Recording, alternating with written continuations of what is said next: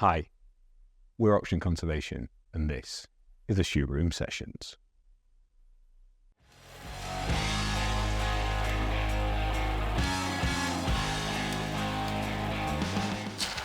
Chris Winter. Have you met Chris, our Director of Natural Capital?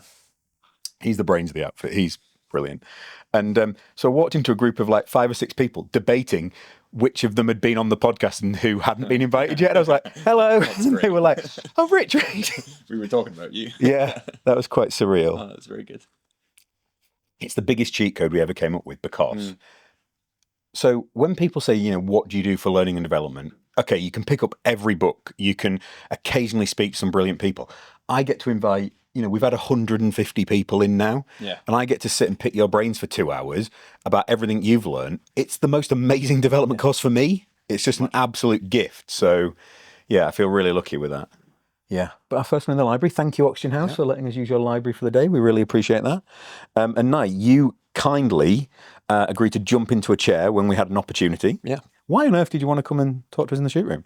You know what? I think it was the point I made earlier on that looking back through your catalogue of guests, there's just a list of people who've helped me in the last 2 or 3 years really get my head around nature markets, the potential there, and how it could link to the world of energy companies that I work with. They've just been so kind of like gracious and curious about what I do and how that works and how it might link together. So as soon as you see kind of somebody putting a flag up to say, I could do with a hand here, I'm like, yeah, that seems pretty reasonable. Amazing. Yeah. Love it. Okay, so we should probably start by you telling people who you are and what you do. Yeah. So Nye Gordon, I'm a director at a consultancy called Guidehouse. We do a load of work with the energy networks, the infrastructure of Great Britain, but we also work across sustainability and the public sector. When I'm not working there, I do a bit of advisory work for organizations that are doing a bit of good in the world, whether that's nature or poverty or sport. I think we're going to pick up all of those themes probably. So, great. Favourite start to the podcast. Yeah. Career contents page. So if we took your book off the shelf, Yeah. what would be those key chapters that we need to know to understand the Nye who sits with us now? Yeah. So I grew up in a beautiful bit of the middle of nowhere in Scotland. Kind of 45 minutes on a bus to get to a collection of shops, which is fun. Loved it there. And I was thinking on the drive down here, actually, that I didn't appreciate that bit of nature until I lived in London for 10 years. I remember the lyric that I heard again recently, youth is wasted on the young. Yeah. And it totally is. Yeah. My exercise when I was younger was walking out the gate at the bottom of my garden and running into a forest for hours and then running back home again. And that kept me fit and healthy. So it's hard to find that in central London. Yeah, so a wonderful, happy green childhood there. I went to university to study politics in Aberdeen. Why on earth would you choose to do that? You know what? It's a question I still don't have a great answer to. But I just loved the topic. It always kept me interested, and it was long before I thought about what I might do with it. How old are you? I'm 35. 35. Yeah. So I'm 42, so broadly in the same generation.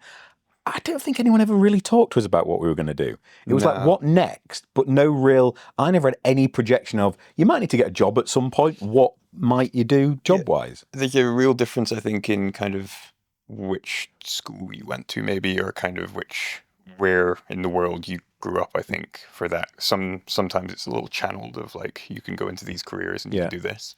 And sometimes it's, you can get to university and that's great. And if you get there, then something good will happen off the back of it. What did your parents do? So my mum ran a little cafe in the or near the village that I grew up in. My dad worked in IT. So, yeah. Nice. So we're doing politics because it's interesting? Because it's really interesting, because I loved it. I found the conversations that you had in it really interesting. But again, couldn't really tell why I was doing it. And it's been wonderful in my job in the last maybe 5 or 6 years.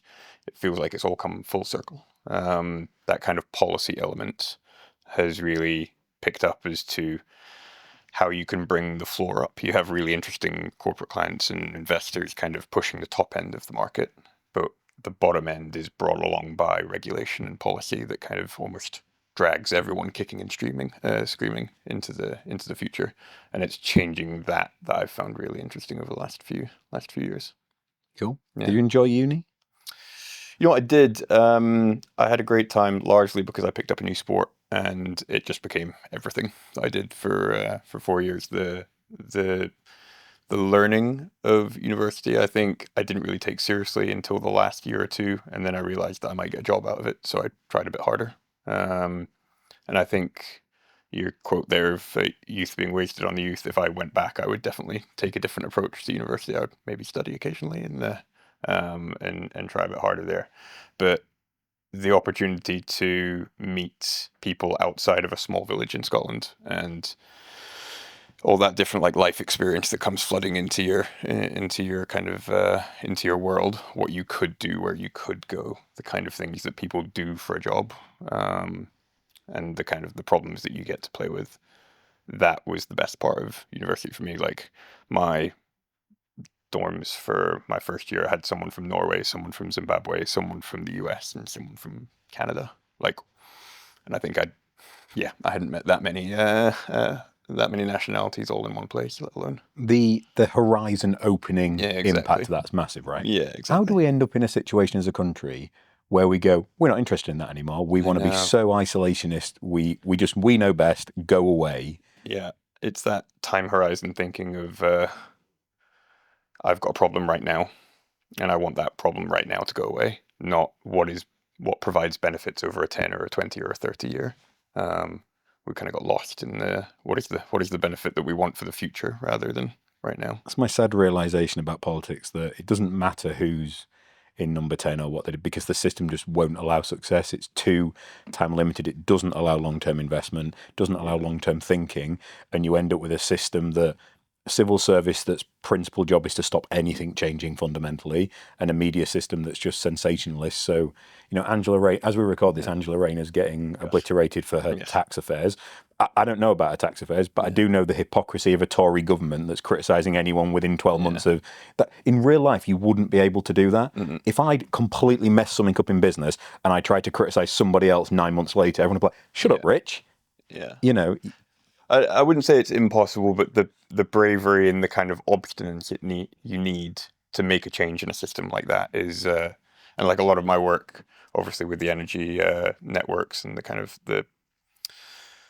the companies operating in the UK at the moment, you've got Ed Miliband setting out huge goals and called laughable by a lot of the media and even a lot of people working in the kind of very industry he's trying to like push along.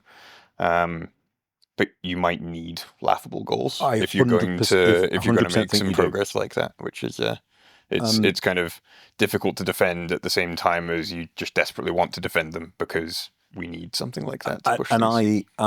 We met with Kerry McCarthy before the election. Yeah. And I was blown away with the level of conversation we could have about nature markets, carbon and biodiversity. When you go to meet an MP or a minister, my experience is you do not know what degree to which you can have a technical detailed conversation. No. It can be PhD level or no awareness whatsoever. Yeah. And she was really impressive. In fact, before we did our announcement on carbon credits, she did a keynote before we spoke, which was really lovely. And I think Ed and team, those audacious goals are what's required. When we started OC and I was like, we're going to have 100 million under management for conservation. At that point, a big project was £10,000 still. And I said we'd have 100 million. 4 years later, we have a business that's valued somewhere around 300. And without audacity and like ambition and striving for that, we'd still be dealing with small grants and little projects. Yeah. So amen to Ed Miliband doing that. Thank you. Yeah. Did you or do you intend to go into politics at any point? No. The idea of frontline is not anything I've been interested in, but the work that goes into crafting policy I find super interesting. All of the thinking that has to go into building something that pushes progress while also protecting consumers and protecting kind of the vulnerable of societies is just so laudable and also so difficult at the end of the day, because you're not trying to build something that works once, you're trying to build something that works every single time. Yeah. With no exceptions, and that's why it's so challenging. And why it takes so long. So yeah, there's something interesting there. I've had a hand in doing bits of work that have led to changes in regulation, which has been amazing. And I get the chance now through work to talk to people who work at Desmes and who work at DEFRA and who work within Ofgem and all of that. So it's great to have that as part of my role. I think the more I can do there, great. You've just got to work out how you're, where does your role sit in all of that? Do you want to actually be within it all and changing things there, or can I help from the outside by being? I was trying to find a good anecdote for what a consultant can do sometimes, and it's be the glue between whether it's policymaking, regulators, corporates, institutions, infrastructure, investors, all that kind of thing. I find the most useful. When I'm most useful is when we can kind of be the glue that joins lots of things together and kind of draws lines that other people maybe haven't seen yet, or make an example happen that shows that you can connect things. When so the sport was lacrosse, It was, yeah. and you hadn't played that before uni? I hadn't. No, I picked it up at 19 because I had an American flatmate who just said you should have a go at this. You'd find it fun. And had you played much sport before that? I'd played a lot of rugby and a lot of football. I was too small for rugby. I got flattened constantly, and I wasn't good enough at football. But I tried really hard at both for a long time. Nice. Okay. Yeah. So talk to us about the journey with lacrosse.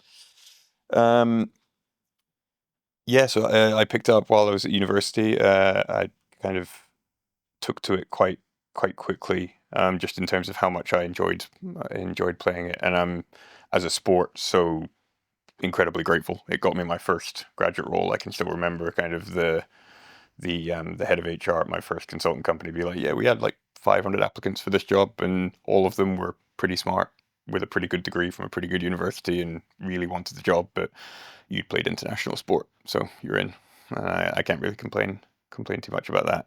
And it's since then taken me all around the world. I've played in Europe, in Canada, and the US, and had the chance to kind of be a part of teams that taught me a lot, had coaches that taught me a lot, and pick up all the lessons that you get from trying really hard at something for 15 years or so. Yeah.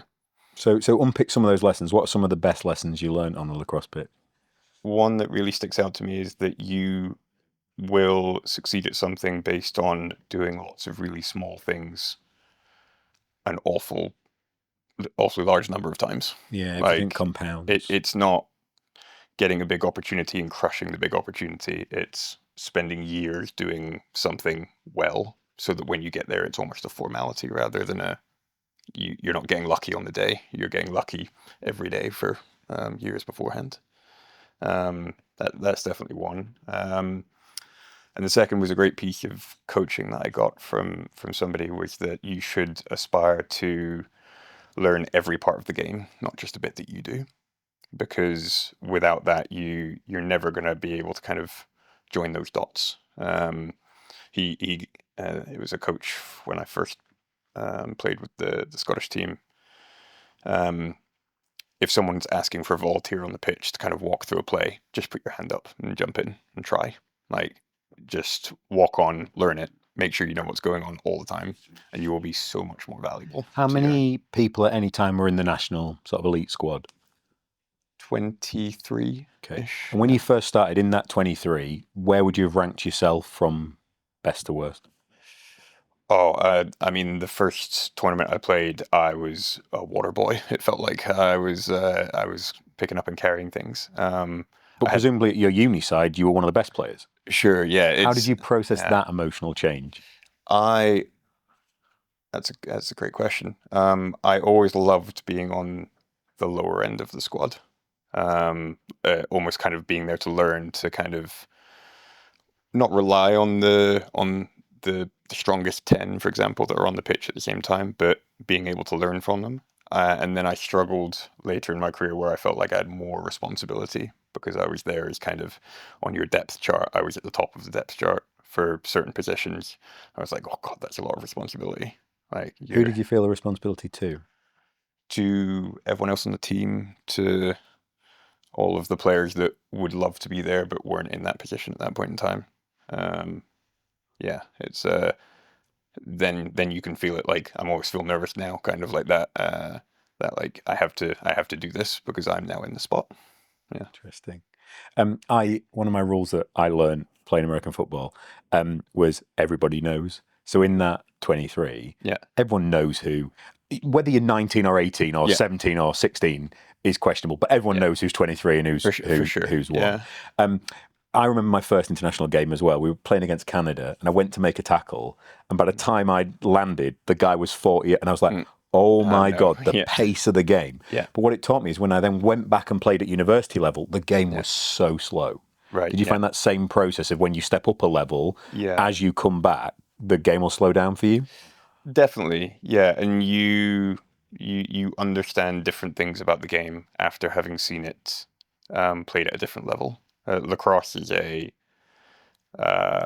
good example for this because in the US, millions play it. You've got professional leagues, you've got guys that have been playing since they're 2 years old.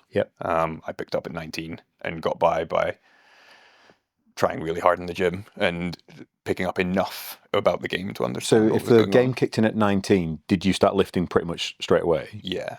Because you recognised you needed to be bigger? There was honestly a moment after the first international tournament I played in, I was 22, and I was the same height that I am now, but I was 75 kilos or something like that, and I'm now 100 kilos. It's a marked difference after that, and it was because we played Sweden, and there was an ex-pro who I was matched up against for the game, and he just bullied me for the whole game, and I still remember it now. And it was like, I came away from that being like, I'm going to go away and make sure that doesn't happen again. So we played some ex-NFL players, and there's levels. Yeah. You can be good, but once you get hit by someone who's played at that level, you're like, okay, that's different. Yeah. That's different. For sure. I think I've found that in business as well, that you go into a bigger meeting room or the next level. Yeah. Have you had that same level of enjoyment where you want to be the person learning in the room throughout your career as well as on the pitch?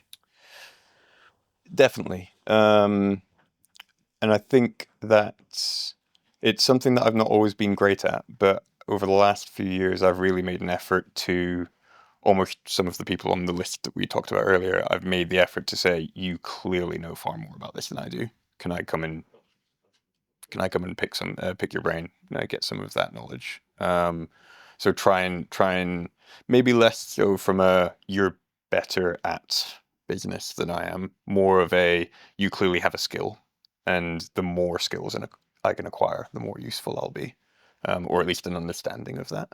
Very cool. So you talked about getting your first graduate job based on Lacrosse as well. What was that role?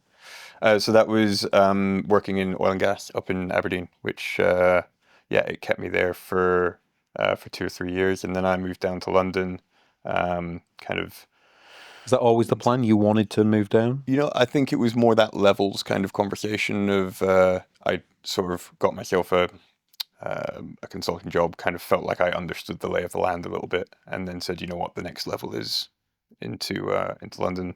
That job gave me the chance to travel. I worked in the Middle East for about a year, did work across Europe, across the US, across Canada, and kind of had the chance to see a bit of the world through work as well. And are you playing lacrosse still at this time, aligning the two things? Yeah. How did you make, some viewers will get bored of this bit, but me and Ben won't. So to put on 25 kilos of weight in that period is not easy and takes a lot of commitment and a lot of time. Yeah. How did you sequence eating, lifting, traveling, and all those things in parallel? Yeah. So getting your food paid for because you're traveling, super helpful. Yeah. As a student with a loan to pay off. So were you you could eat anything as long as you were? Yeah, within reason. But that was a handy starting point. Okay.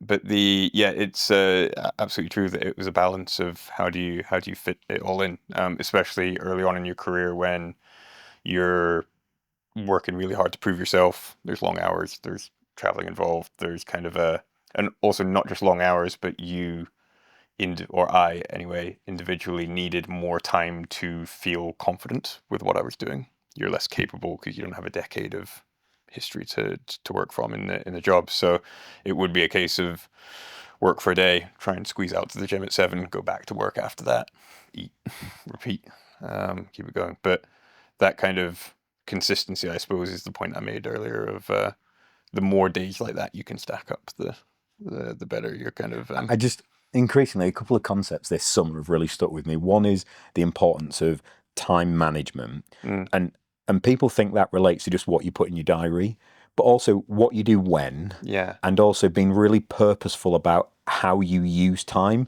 Some decisions should be made really quick. So Jeff Bezos talks about two-way decisions. A decision where you can make it and you can change your mind in 10 minutes and it's fine. The one-way decisions that are fundamental, am I going to up my family and move to the other side of the world? That one should be made slow with some consideration. What you have for lunch probably should be made a bit faster because you can have a different thing for dinner. So being obsessed about that and really obsessed about the concept of just learning as you go through stuff. And what you articulated there about understanding your process and your way of working and giving yourself the time, I think that's super, super important, especially early in your career. I think it's how and where you're effective. Like I've found the last few years, if I can sneak out of work at 4:30, go and work out for a bit, and then come back to work, like the 2 hours after I get back from the gym, I'm the most effective person in the world. People, because I've been thinking for 2 hours, and then I come out, bang, bang, bang, bang, bang, far more than me just sitting there hammering coffee and hoping to get to the end of the work. We totally advocate it. So Andrew, our head of people, trains at lunchtime every day. Yeah. And it's in his calendar, and I think we've tried to build that as such a key part of the culture that it's like if that's the thing that allows you to perform at your best, fantastic, go do it. Yeah. No, definitely. Okay, so we're down to London. What was the job that brought us down there? So another consulting firm. I joined as I think it was the third or fourth employee in the energy team there. So it was a bit of a risk. It was me just being like, you know what, I'm gonna jump in and see how it goes. Did it feel like a risk at the time? It did, yeah. First time living outside of Scotland. Kind of a company that had given me a chance to come in and be part of building something. And it worked out well, lots of ups and downs, but kind of over the 9 or 10 years that I stayed there, I had the chance to help them grow from about 3 or 4 to about 30 people. And it was a very flat structure. So somehow 4 or 5 years in, I was handling millions of dollars worth of contracts a year. Like we were leading on certain topics in the industry. I had the chance to be working with kind of the C-suite of different energy companies here in the UK. If you told me that was going to happen while I was at university, I wouldn't have quite believed you. But it definitely gave me a bit of a, not crash course, but it moved faster than I expected it to. So very grateful for that. Nice. Okay, next step forward. Yeah, 2 years ago, decided to make the jump and join Guidehouse. They've in the UK put together a really interesting combination of experts working with public sector, the public sector sustainability professionals, kind of PhDs in biodiversity and nature loss and decarbonization strategies, kind of anyone that will give you imposter syndrome all in one room, and then people like myself, as well as a collection of kind of engineers and things that work on our energy clients. And I suppose why I joined them, and kind of what I found interesting over the last few years, is finding problems that sit in the middle of all of that. So where there's an energy company that has an opportunity to have kind of a better impact on the world with a policy element that they can either drive, influence, advocate for. So yeah, knotty little systems problems that sit in the middle of that is where I've been spending my time. Do you remember the first time you felt imposter syndrome? It's a good question. I was thinking about this the other day. I don't think I felt it much when I was younger or even at university. I just don't think I had the awareness of it. But I think I probably heard the phrase a few years ago for the first time. But in work, absolutely. In lacrosse, absolutely. That kind of, when you realize there's someone bigger and stronger than you, when you realize that someone who clearly knows this market so much better than you do, or who's just capable in something that you haven't learned yet. And yeah, that kind of, it definitely pops up. And it's probably, this sounds bad to say, it's probably got worse throughout my career. I'm like more aware of it. throughout my career of where there's gaps that I have. Why do you think that is? I don't know whether it's because just a more visibility of them. I've definitely got better at approaching it in kind of like might pop up. You recognize it. You say, okay, well, what am I going to do about that? Is it something that I'm just accepting, or is it something I'd like to change, and then go and change it? But it's maybe more aware of it the older or more experienced I've got. Sounds like it's become a bit of a tool to drive your development and push you into, Definitely. reading or researching a topic. Yeah. In that sense, you're grateful for that kind of always wanting to be at the bottom of the depth chart. Like it definitely helps you and moves you along. There could have been a lot of rooms that I just sat and stayed in, and kind of the opportunity to keep bouncing, hopefully upwards, has been appreciated. There's a Jocko Willink quote when he was on Chris Williamson's podcast, and he said, when you fear something or you've got a difficult situation, what's your approach to it? And he said, do it anyway. Yeah, just recognize and go, okay, cool, and do it anyway. Yeah. And it sounds like you've just done that over and over again.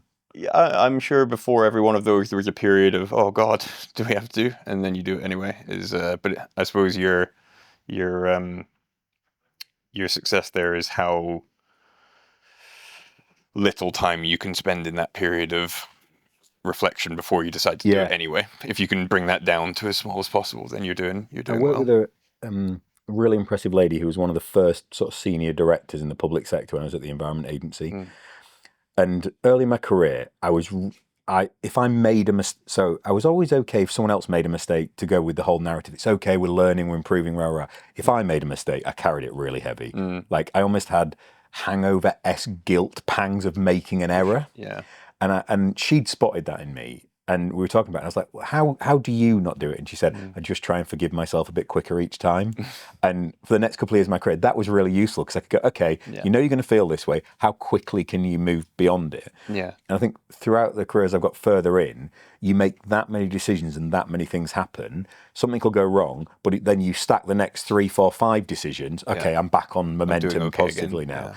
And before, early in your career, it might take you a month to make 5 decisions. When you're running a business, it takes you 10 minutes. So quite quickly you can context switch and like, let's get him back in the game, right? Let's go make another hit or a tackle. It's a great point. Yeah, it's kind of how many opportunities can you stack up in front of you to do the right thing. If you can keep trucking through them, you'll outweigh the one that you didn't get. What's your marginal gains point again? Put 10 little iterations in. That's it. Yeah. One place. So give people a view of Guidehouse in terms of scale internationally and the range of things, and then how you specifically fit in now. Yeah. So despite not being a name that you might recognize in the UK, we're actually 18,000, I think, globally. So we spun out of the public sector of one of the big 4 consultancies in the US, and over the last 4 or 5 years have acquired specialist kind of outfits for whether it's energy infrastructure, sustainability, and a couple of other practices, and pulled them all in under one roof. The majority of that, I think it's probably 16,000, 17,000 is in the US. Working over there. In the UK, we've got a great team in the low hundreds, a few across EMEA and the Middle East as well. And yeah, my role with a couple of others in the leadership team lead our energy infrastructure practice in the UK. There's a couple of topics we kind of really push on: the energy transition, kind of the future of what the UK's energy system is going to look like, how we decarbonize the residential sector, kind of the homes that we live in. How do you do that in a fair, equitable way that kind of makes sure that everyone is as safe and warm as they can be? And then one of my kind of personal passion areas is climate resilience. What and how is the climate going to change, and how is that going to look here in the UK, and what's that going to mean for the physical assets that we have, that companies have, that we have as individuals, and how can we best kind of prepare for that? And I think it's that topic that's really brought me to, I suppose, the world that oxygen conservation lives in terms of that is a knotty business societal problem that has many potential solutions. how can we make sure that nature is one of those solutions that you can kind of bring to that table, that it's discussed in the same breadth as great big concrete flood walls compared to uh, how can you put a nature-based solution in there to achieve the same goal? So I think that's those are the kind of problems that we work on. And as I said, it's where can we be the glue between corporates, the public sector, and some of the other kind of partners that are working in the space. As well as being the glue, it's also been the translator.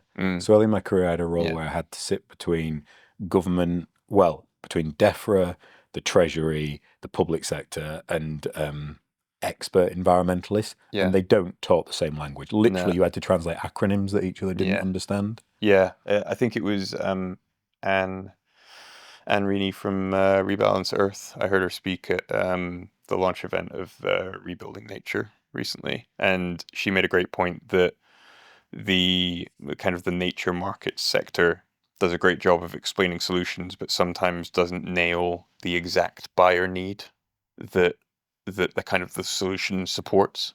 That's an interesting point. And the buyer need, you can express it at multiple levels. Like the buyer need might be our societal need for nature restoration, but it also might be National Grid as an electricity distribution network needs to spend X amount of money on biodiversity units within this window to meet their regulatory requirement. And it's kind of, is there a link between the top and the bottom? And the bottom is boring and detail oriented and kind of really bitty, but it's so important in terms of how procurement team might actually like get to a yes. Like, those little bits really need to be understood, because they are the lever by which you get that first sale that might lead to the second, the third, the scale. Part of the problem with the environment sector is a large proportion, and if you went back 2 or 3 years, the majority of the sector actively don't want to consider buying as a concept. So will actively view the concept of nature-based markets and paying for anything to do with the environment as morally wrong. Not right. Yeah. So ergo don't even want to engage with the system, even if you've got a willing buyer. I think we've come a long way, and people like Rebalance Earth and Restore and Finance Earth and us and Nattigal are doing our best to help move that forward. Yeah. I think we're in an interesting point now whereby we feel, to borrow a military analogy, like we're some of the first people through the wall. We broke the world record for carbon pricing. We've got what we think is a market-leading BNG unit that we're in discussions to sell our first group over. But the market isn't ready for that in terms of the infrastructure. So taxation on carbon credits doesn't make any sense and isn't in place yet. The sort of procedures, documentation, processes that someone like a National Grid or roads and railways would require a supplier to provide are calibrated for multi-billion-pound infrastructure companies, not startups or wildlife trusts or people that are running small environmental projects. You couldn't ask most of the other companies in the sector to do that. They wouldn't be able to put together a modern slavery policy or every single document you need on that. Yes, the health and safety stuff's important, but the range of stuff just wasn't there. Are you seeing that play out in other places as well? Absolutely. It's how can you kind of bridge that gap between what is the norm for an engineered solution and what is the current kind of placing of a nature-based solution? And there's a big gap at the moment, and it's part of that is on the energy networks, the kind of the big infrastructure players to push themselves to be more innovative. They have to change their culture. They have to look at different ways of spending money, of achieving the same outcomes that they need to, and of aligning things so that their engineering department is making decisions with their sustainability department in the room, so that it's not just two siloed conversations. But the other part is whether that's organizations like ourselves or whether that's the environment sector them individually, like actively bridging that gap. Kind of, how do you use the same language? How do you show that there's a benefit for the energy company in a language that they understand? There's I suppose one example from some of my past work that might be relevant here. I think it was maybe 5 or 6 years ago, I was working with the electricity networks in the UK, and they spend a decent portion of money each year on supporting fuel poor customers around the country. And the way that their success had been measured was through a collection of individual case studies and surveys of how happy 1,000 of those customers were with the support that they got. And we ended up building, based on the government's Green Book, a bit of effectively a social return on investment methodology. And that gave like a quantitative way of saying we've supported X amount of customers while spending this amount of money and delivered these benefits in a certain way, so that it could be measured by the regulator. Now, super technical, far more detailed than it really needed to be. But what it did do was take a problem and put it into the language that the regulator could audit in a way that they liked, and kind of quality assure it in a way that they knew that consumers' money was being spent in the right way.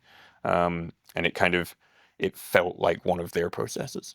So I think it's that piece of work, annoyingly difficult, but once you get it right, now millions of pounds are being spent and assessed through that process every year. And therefore, we're not relying on case studies to work out whether we're spending money in the right way. We've got a methodology for kind of valuing it. So the Green Book is a piece of economic doctrine held by the Treasury that allows you to factor in things like environmental, social, additional benefits and things. That's starting to make its way into the valuation of land and considerations of that. Yeah. But at the moment, we still have a problem in the sector where land is viewed purely on what's a red book methodology, which literally means any form of nature-based solution carries no value whatsoever, which is just a completely reductive way of looking at the world. It's a bit like looking at a business and saying you can't actually factor in what they do, what they make, or the profit that returns from it.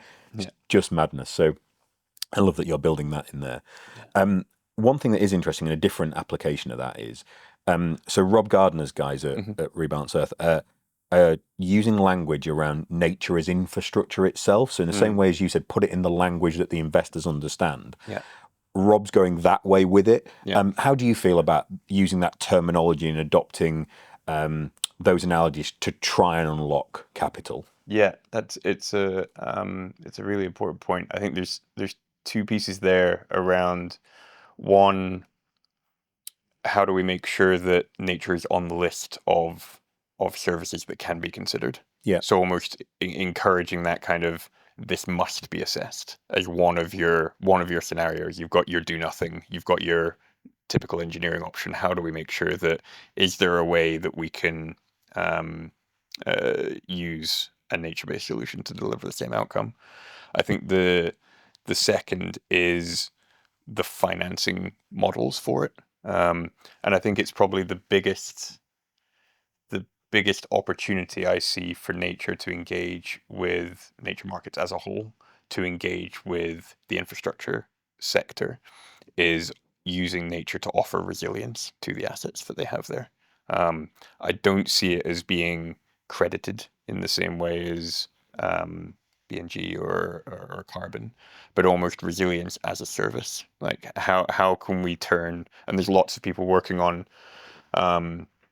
doing some great pieces of work in this space, the guys at Rebalance, the guys at Great Yellow, working on the problem. But how can you almost say, we will offer increased resilience for your assets for a cost every year that otherwise you would be spending on increasing maintenance bills for your assets that you have there. And that to me seems like it's definitely not an open goal, but it's the opportunity that excites me the most about the space. I really love the way that, so from Rob and you and who head up Rebalance, so their backgrounds are institutional finance, so they literally taught the language. The fact that lots of institutions have allocations, pots of money, they've said this will go into infrastructure. Yeah. If you can suddenly go, nature is infrastructure, then all of a sudden you're not arguing for additional allocation. You're saying, well, you've already done it. Just use some of these huge pots of capital that are sat out there waiting to be accessed. What I love especially about that is it's not the approach we've taken. So we've taken the approach of saying, no, our carbon credits are different. They're a completely new asset class because they are premium and exclusive and predicated on land that we own and manage, and every aspect of it is optimized to make it as premium quality as possible. So we've got two parallel tracks there, and whichever one lands best and gets as much traction is brilliant for everybody. So I love that they're exploring it that language because it works to what they know best. Whereas we're staying with what is sort of pure to a data and environmental and a brand and a positioning and a storytelling model because it's where we come from. That's why I released a piece a couple of weeks ago that described, it might have been this week, described this as the golden age of natural capital because it feels like there's so many different ideas and opportunities coming through. Whereas we fast forward 10 or 15 years, they're going to be teaching natural capital MBAs at Oxford and Cambridge and everyone will be taught the same thing.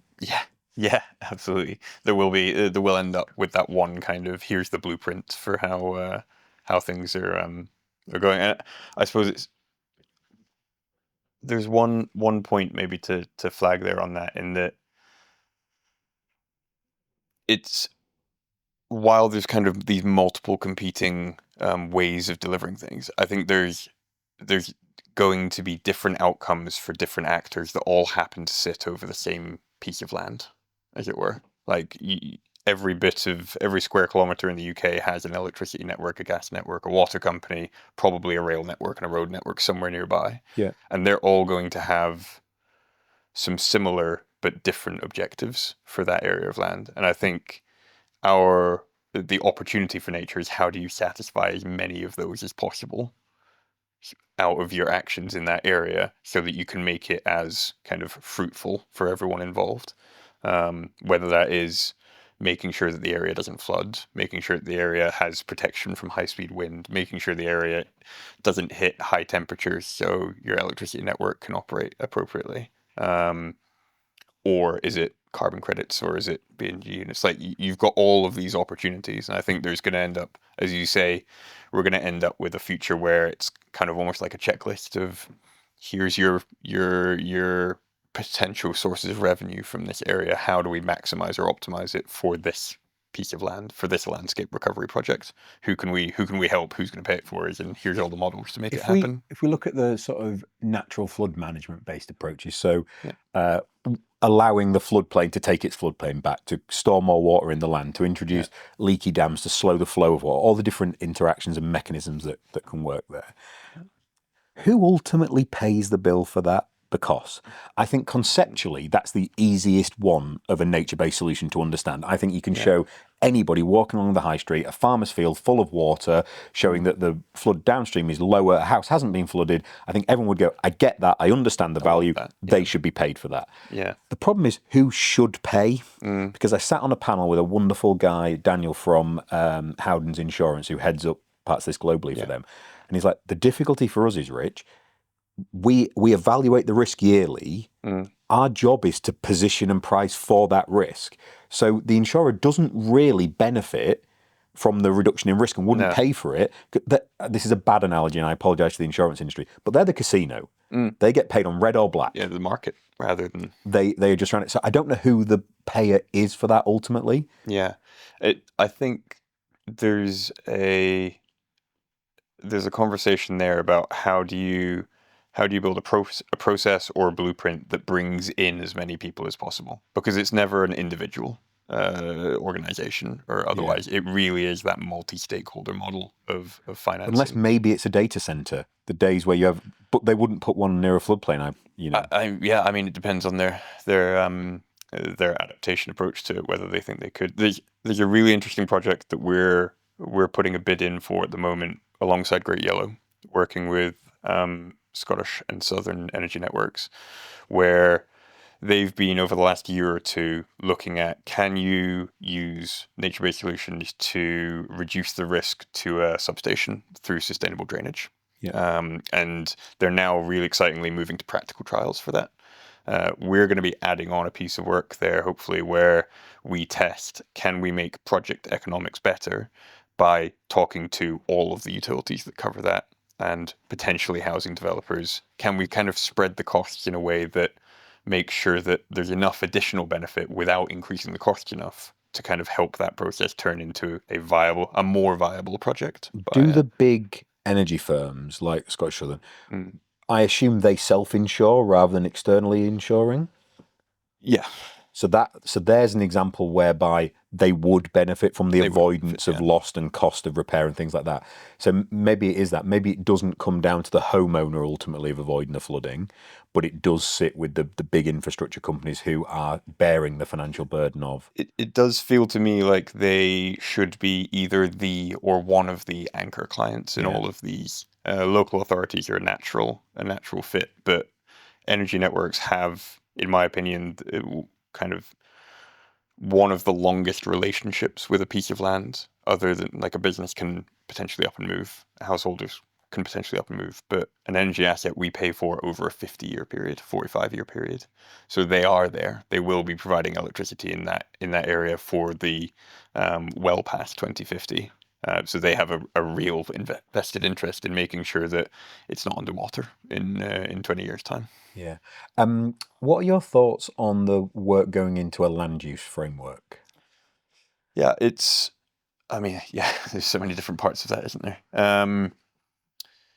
I don't know how you ever build something that optimizes for every chunk of land.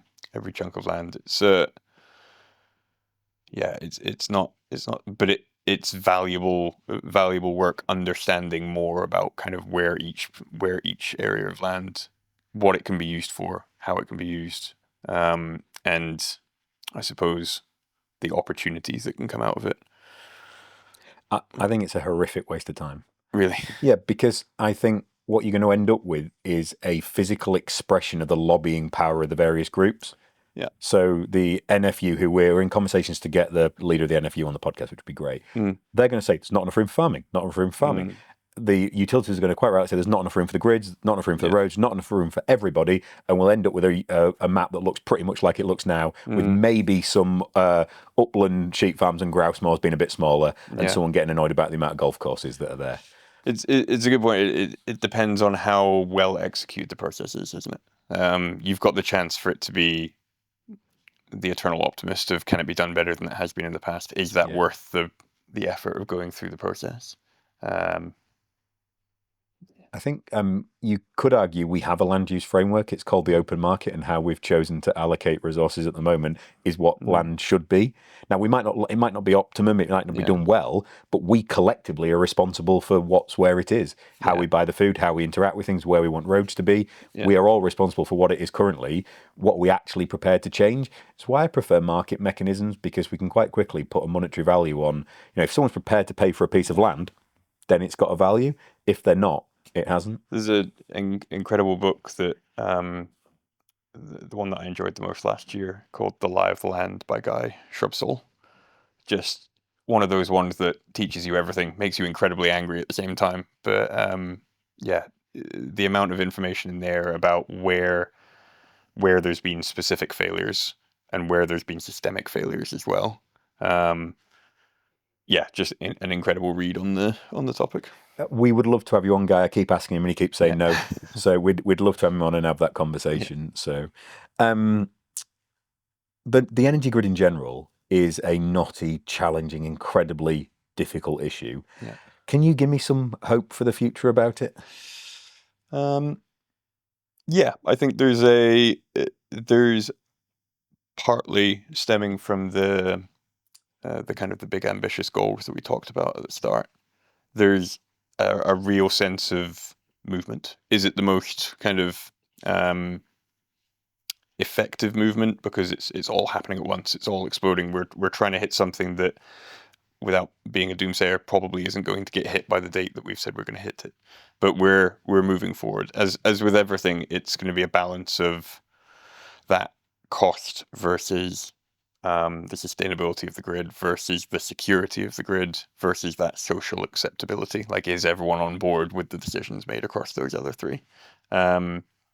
We've got some incredibly smart people working on it. We've been doing some work with the system operator at the moment, with the gas networks, with the electricity networks, that kind of the amount of effort going into making sure we maintain security of what we have while also trying to keep costs down is not something that's always achieved, but definitely going in the right direction. And where do you think the biggest options for integrating energy infrastructure and nature recovery are?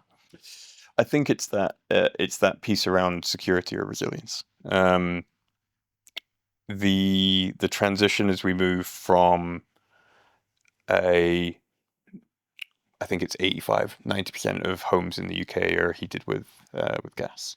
As we move from some of that being supported by heat pumps, you're pushing load onto an electricity network that is more fragile, more vulnerable, more exposed, partially just by being not underground than the gas network.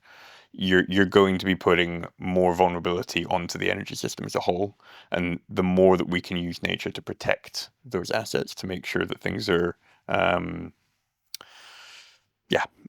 secure from flooding, secure from temperature, secure from high wind. That's where nature, I think, has a play. We need to. I think it was the system operator saying we need to build twice the amount of infrastructure that we did in the last 10 years in the next 5. So to your points about capital budgets, how do you make sure that those capital budgets include something for nature as an adaptation mechanism is a real opportunity. I think there's a perception that it's incredibly hard to develop and build things in the UK. So an example of that would be, do you know what the Sphere is in Las Vegas? Yeah. So for those of you out there who don't, it is literally a LED ball of an arena that the entire outside of it's a screen and the entire inside of it's a screen. It's been open in Vegas like 2 or 3 years now. Planning permission was put in at the same time in London for one and in Vegas for one. They haven't looked at the application in London for one yet. So, you guys work globally. Is it harder to build stuff in the UK at scale like the infrastructure? I mean, absolutely. There's the podcast done by The Rest is Politics, Alistair Campbell and Rory Stewart made a good Both you are very welcome.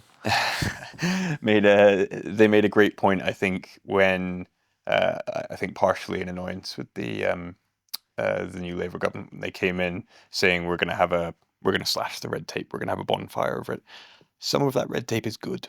Like some of those regulations make sure that people are healthy and safe, and some of it, as I'm sure you know, kind of gets in the way. It's not all perfect, but it's hard to say that building something quicker is better necessarily all the time than building it slower. I'm sure they build things pretty fast in Qatar or Saudi Arabia for some of the World Cups that happened recently. I'm not sure we kind of want to go all the way that way. So it's how do you build things quickly without removing the protections that have kept people so safe, healthy, happy while they're doing it. And if the Labour government gave you a call and said, "Look, we need your help for a year. Come on in. You've got a magic wand." What are some of the changes you would make to help things along?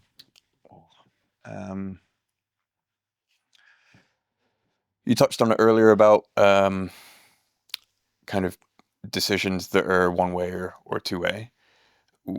In the energy sector, is a bad example of trying to keep every option open to the point where it stymies growth. So we probably have too many options open for things at the moment. It's interesting to explore, but at a certain point, decisions need to be pushed forward so that you can start making changes that will impact us now, rather than trying to keep every long-term option open. I think that's why you get to the additional runway at Heathrow has kind of been opened and closed about 15 times, and it leads to nothing happening rather than some. So I think there's some decisions and there's some decisions that can be kind of opened and closed pretty quickly that would push things in the right direction. I think during our conversation, I've had a realization that hopefully Ed Miliband, who again we'd love to have you on too, is sat there thinking, well, look, we've got 10 years to do this because they're going to get a second term. They've got such a lead in there. And the Tories are nowhere in terms of being a plausible opposition at the moment. And don't get me started on reform. That's not even realistic. I refuse to accept that's a plausible reality. I don't think we live in a country that would accept that at that scale. Do you? I don't know. Sometimes the pessimist in me gets in the way. I wouldn't want to bait it, basically. Oh no. Yeah.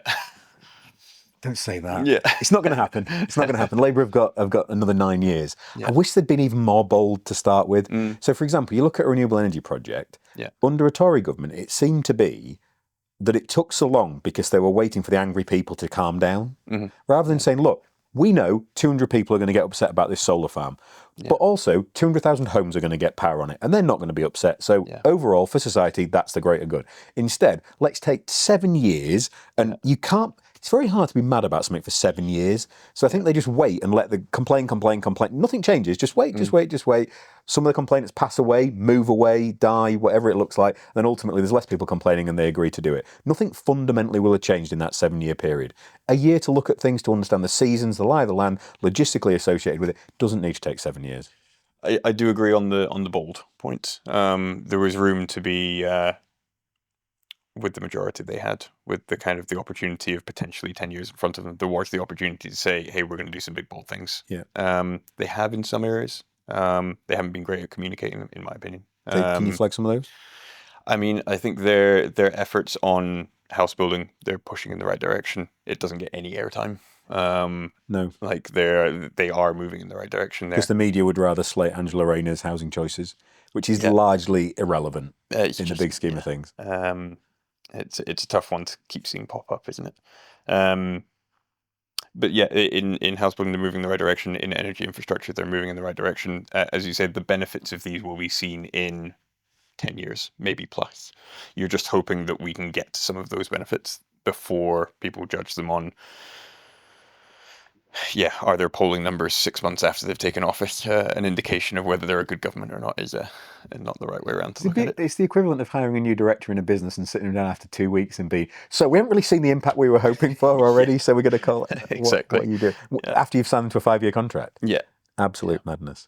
I've adored the conversation so far. One of my favourite questions to end on is there a question I haven't asked you wish I had?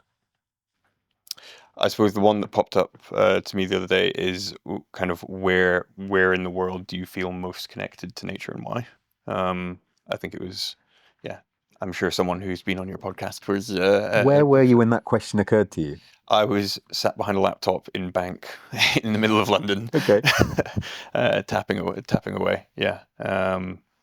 Just working on something incredibly interesting, but in the least kind of nature-y space in the world. And it popped up to me as kind of like, why am I spending my time thinking and dreaming about this place? And where would you have put yourself if you'd have had the teleporter button we all need? There's just a beautiful collection of villages in Perthshire in Scotland, Pitlochry, Aberfeldy, Dunkeld. They're all just in the middle of the most luscious forest you can imagine. There's a loch that you can go swimming in. There's mountains that you can go climbing, and every person there is happy because they live in the most beautiful bit of the world, and I just love it there. And when do you think you'll go home? You know what? I go home not often enough, but I think I don't know whether I will ever look to work from Scotland, but the idea of being able to spend more and more of my time up there, if there's more and more projects that I can help with and more things that I can do on an ad hoc basis, maybe I get to spend more time there in the near future. So on the pendulum that's 100% London, 100% Scotland, where do you feel at the moment that you'd like to be? Oh, I'm probably 95 London, 5 everywhere else at the moment. And where would you like to be? 50 would be great. And what would it take to make that possible? Starlink's wonderful now in terms of internet speed. Yeah. You know what? Get to again, I was thinking about this on the drive down, that the first kind of 6 or 7 years of my career, I flew every week, or I was in a client office all the time. And it sounds mad to say now that we've had those kind of weird years of COVID and now live in a world where we do most of our work via Teams. I think if I can get to a stage where I can be the glue in a kind of advisory capacity, where I don't need to be kind of in the mix of it every day, and I can do a bit more kind of ad hoc on a project here or there, and be valuable and be useful in that sense, I think I'd spend a bit more time with my feet in the water up there. So factoring in the geography, the challenges that you're doing, the complexity, are you happy at the moment? Oh, what a question. Yeah, I think the way I've managed to find purpose in the career in the last couple of years has been great. Getting more time to focus on problems that I find really, really interesting, and a way of solving them by bringing some really interesting people into a room has been great. That kind of more collaborative approach to problem solving on problems that really need it has been excellent. So yeah. And if there was a dream client out there, the one that the phone goes and you're like, now that's a problem I want to solve, what's the one that comes to mind? It might be hard for some people to understand, but the energy regulator Ofgem, if they had a view of, we want to set the bar for energy networks involvement in nature, and we want you to design it. We want you to tell us who they should be working with, how they should be working with, what the standards should be, like how to justify that everyone should pay an extra penny on their energy bill, so that we can really make sure that that nature is like an actual priority when infrastructure is getting built. That's a dream one right there. Love it. And if we sat down in slightly more weathered chairs in 10 years' time, what do you hope you've done in your career in those 10 years? I suppose I hope I've helped the energy sector be a real kind of force for good in the change that's going to happen over the next 10 years. They have a lot to offer in terms of the size and scale of the businesses that they are. Just feel like a sleeping giant that could deliver so much if it woke up and went right. The name of, if you say this project is co-delivered by National Grid, you've just got that kind of authority, the scale, the understanding that, oh, someone of real importance here in the UK is a key part of this and is going to make it happen, and has proven it on a small scale, and they are providing electricity to the majority of the country. You've just got that kind of implied growth in front of you. So I think they have a huge opportunity to step in and help kind of anchor the growth of nature markets, and I'd love to be a part in making that happen. I have no doubt you will. Mate, thank you. It's been an absolute pleasure to have you here. Appreciate it. Thank you. Bye, guys.